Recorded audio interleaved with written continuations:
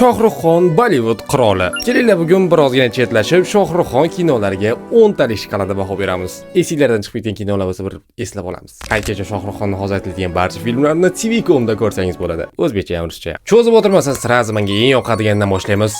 Om Shanti Om. Rosti bu kinoning musiqasi deysizmi, umuman syujeti deysizmi? Men shu yoshligimda ko'rib, men miyalarim porlab ketgan. Bu kinoga men 10 dan 1000 bermasam kamlik qiladi. Ikkinchi film Muxlis, ya'ni Fanat. To'g'risi bu kinoga ham ancha bo'lgan, lekin nisbatan yangiroq filmi. 10 yildan oshib chekili bunga. Bu filmi ham juda ham qiziq. O'zi ikkitali rollarda juda ko'p o'ynagan Shohruxxon.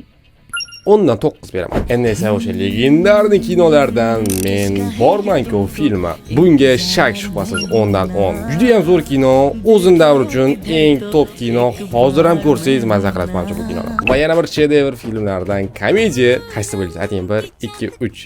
Chennai Express. Bu kinoni menimcha birinchi marta ko'rgan odam kulorib ichi qotib qoladi. 10 dan 1000 beramiz bunga. Va yana bir dahshat film Don. Donning bir nechta qismlari bor. Menga xas yoqadi. Bunda ham shu bir nechta rollarni, ikkita rolda o'ynaydi. Ya'ni o'zi bosh qahramon ikkalasini ham o'zi o'ynaydi. 10 dan 20 bu takoy mujila kinosi. Va yana bir dahshat film bu o'zi yangilingiz bilan bo'lish kerak, chunki Happy New Year inglizcha nomi, lekin bizni O'zbekistonga raqs va olmos deb tarjima qilingan, lekin rost yorib qo'ygan kinoni. 10 dan cheksiz beramiz. Siz ham o'zingizni baholaringizni qo'yib kommentariy yozib qoldiring yoki eng yoqtirgan kinoyingiz qaysi, uni ham yozib qoldiring.